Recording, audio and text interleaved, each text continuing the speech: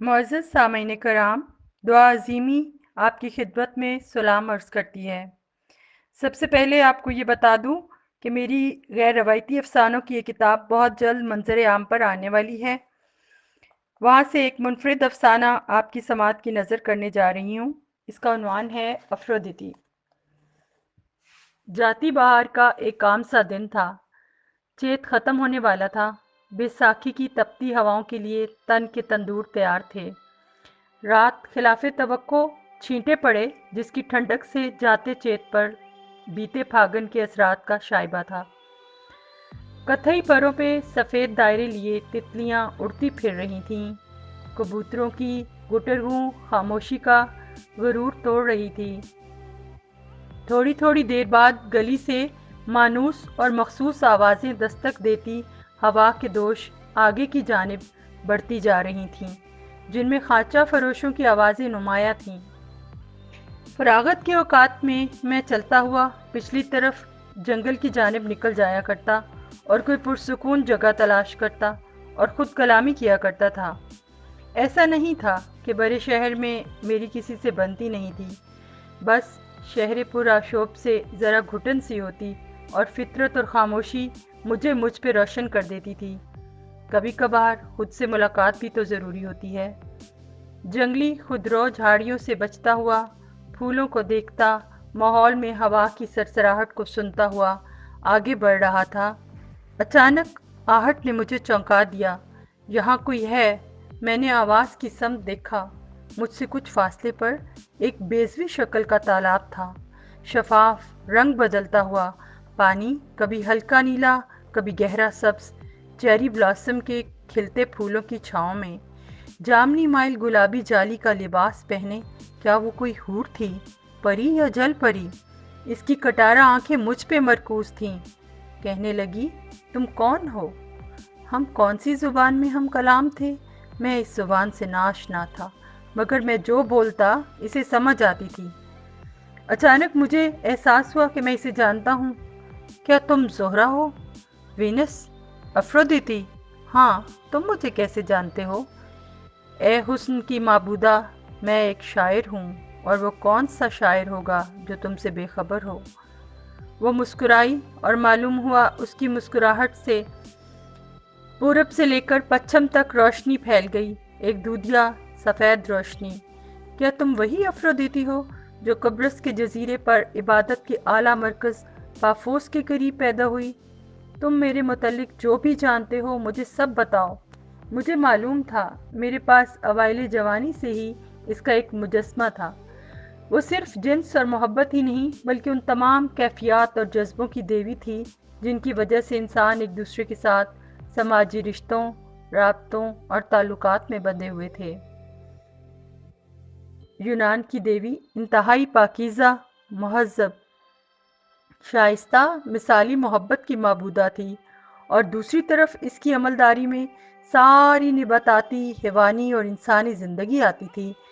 मुझे मालूम है कि आप मेरी खातर मशरिक़ वस्ता से यूनान की तरफ आई थी। मैं इसे देखते रहना चाहता था। वो अव्वली कमारी देवी का एक हसीन रूप थी। क्या मैं आपको रूपा कह के पुकार सकता हूँ? एक बार फिर इसकी जुल्फ़ें हवा में बिखरीं और आसमान सुरमई बादलों से ढक गया। सर के नूर अफशां बालों से लेकर सीमी पाँव तलक इसका पूरा बदन बेदाग तनासुब, मौजूनियत और दिल आवेज़ी का बेमिसाल शाहकार था। मैं इसकी दिल नवाज मुस्कुराहट का असीर हो चुका था। वो मलका खंदा थी। वो कभी तो शीरी अंदाज में मुतबस्सम रहती, कभी असीरान हुस्न का ठट्ठा उड़ाने लगती। अचानक मेरी निगाह इसके ताज की तरफ उठी। क्या गुलाब के फूलों से बना हसीन ताज था। गुलाबी और लाल गुलाबों से बना हुआ बेशबहा महकता ताज। मैंने सुन रखा है कि गुलाब अपनी गुलाबीपन और लाली के लिए अफरोदिती का ही शर्मिंदा एहसान है। जहाँ इसका कदम पड़ता, धरती सब्ज़ और गुल से भर जाती। खूबसूरत फूल खिल उठते, समंदर में मौजें शादकाम हो जातीं, खराम और मस्त हवाएं आगे आगे हो लेतीं। बादल साथ साथ इसके रथ के रवां रहते। मैंने देखा, इसने अपने कमरबंद को छुआ। क्या हसीन कमरबंद था जो इसकी ताकत और हुस्न को दो अच्छा कर देता।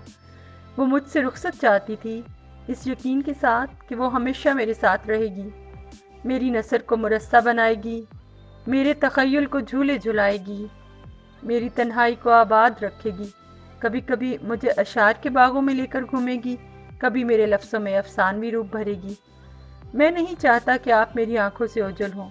میں نے جسارت کی، دل کی بات کہہ دینے کی جسارت۔ وہ میرے قریب ہوئی، اتنے قریب کہ میں اپنی آنکھوں سے، مجھے محسوس ہوا کہ اس کی روشنیاں میری روشنیوں میں جذب ہو گئیں۔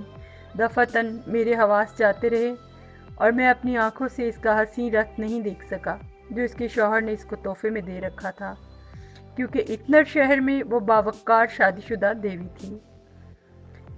اے افرودیتی، میں تمہارا حسین رتھ دیکھنا چاہتا تھا جس پہ تم سوار ہو کے جنگلوں، بیابانوں اور دلوں کو زرخیز کرتی ہو۔ ابھی خیال میرے من میں ہی تھا کہ وہ پھر نظر آئی، کہنے لگی، میں جس سے محبت کرتی ہوں اس کی ہر تمنا پوری کرتی ہوں۔ لو دیکھو، میں رتھ پہ سوار ہوں، مگر دل تھام کے رکھنا، میری رخصتی ظرف مانگے گی، کیا تم اس کے لیے تیار ہو؟ میں نے اقرار میں سر ہلایا۔ میں تیار ہوں، مگر منظر اتنا حسین تھا کہ میں برداشت نہ کر سکا۔ بے مثال رتھ دل فریب نقش و نگار سے سجا تھا اور اس رتھ کو سفید فاختائیں، قمریاں اور راج ہنس کھینچ رہے تھے۔ 4 سفید راج ہنس تھے جن کی سبک گردنوں میں سنہری قوس قزح کے رنگوں سے بنی نازک زنجیریں تھیں۔ حسن کی معبودہ کے پیچھے بہت سی چڑیاں اور نایاب پرندے مسرور گیت گاتے محو پرواز تھے۔ اس کی تمام تر علامات مجھ پہ عیاں ہو چکی تھیں۔ ہاں، یہ وہی تھی۔ میرے قریب انار کے درخت تھے، صنوبر، حنا اور گلاب مخمور تھے، اور کیوں نہ ہوتے، ان کے سروں پہ حسن کی معبودہ کا آشیرواد تھا۔ وہ تخیل کی شہزادی تھی۔ جب میری آنکھ کھلی وہ اپنا حسین تحفہ مجھے دے کر جا چکی تھی۔ میرے ہاتھ میں ایک سیپ تھا، اس کے قرار و مسکن کی نشانی، جس میں حروف اور تخیل کے سچے موتی تھے۔